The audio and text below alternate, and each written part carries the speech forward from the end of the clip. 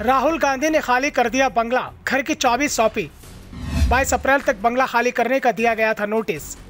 सूरत session court ने राहुल को राहत देने से कर दिया था इनकार। उम्मीद थी कि कोर्ट से राहत मिलेगी, सजा से छूट मिलेगी। दोषी भी हुए तो जुर्माने से काम चल जाएगा, नहीं तो केस ही डिसमिस हो जाएगा। गुनाह ऐसा नहीं कि जिसकी सजा मिले। कांग्रेस नेताओं को उम्मीद बहुत थी, लेकिन जज ने याचिका को ही डिसमिस कर दिया।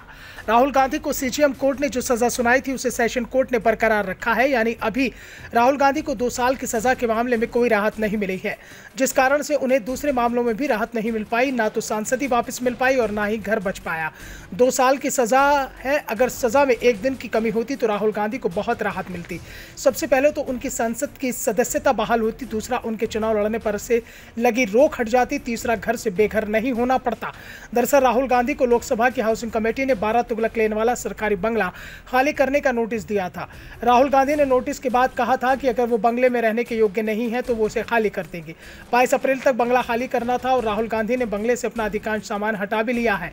नजरें बस सेशन कोर्ट पर टिकी हुई थी। अगर सेशन कोर्ट हक में फैसला सुनाता तो राहुल गांधी बंगला खाली नहीं करना पड़ता, लेकिन अब हालात बदल चुके हैं। राहुल गांधी अब बंगले को पूरी तरह से खाली कर चुके हैं और उन्हें अब बस बंगले के खाली करने की सूचना लोकसभा सचिवालय को देनी है, जिसके बाद लोकसभा सचिवालय इस बंगले को किसी और के नाम आवंटित करने की प्रक्रिया को शुरू कर देगा। वैसे भी राहुल गांधी के बंगले पर कई लोगों की नजरें हैं। दरअसल जनप्रतिनिधियों की संसद सदस्यता को लेकर सुप्रीम कोर्ट का एक आदेश सबसे बड़ी समस्या बन गया है। सुप्रीम कोर्ट के एक आदेश में कहा गया था कि 2 साल की सजा पाने वाला दोषी सांसद नहीं हो सकता, विधायक नहीं हो सकता, निगम में मेयर, चेयरमैन, पार्षद तक, यहाँ तक कि पंचायत का प्रतिनिधि भी नहीं हो सकता है। इसी कारण से राहुल गांधी भी उस बंगले में नहीं रह सकते हैं। उन्हें बतौर सांसद 2005 में ये बंगला मिला था। वो करीब 19 साल तक इस बंगले में रहे। सूरत की सीजेएम कोर्ट ने 23 मार्च को राहुल गांधी के खिलाफ फैसला सुनाया था।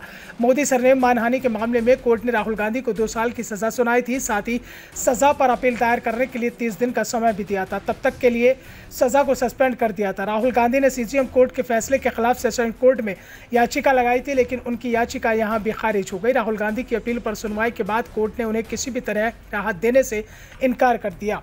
इसके साथ ही उन्होंने बंगले को पूरी तरह से खाली करने का मन बना लिया है। राहुल गांधी अब 10 जनपद में अपनी मां सोनिया गांधी के बंगले में रहेंगे। इससे पहले कांग्रेस ने बंगला खाली कराने के नोटिस पर केंद्र सरकार पर बदले की भावना से कार्रवाई करने का आरोप लगाया था। हालांकि केंद्रीय मंत्री हरदीप सिंह पुरी ने तमाम आरोपों को खारिज कर दिया था। पुरी ने कहा था कि जो नियम है उसके अनुसार ही कार्रवाई की जा रही है।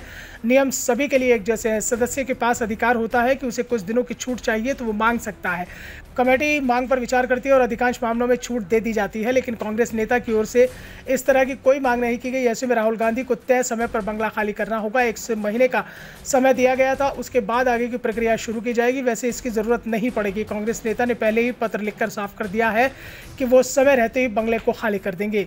Bureau report, the Navdarpan news.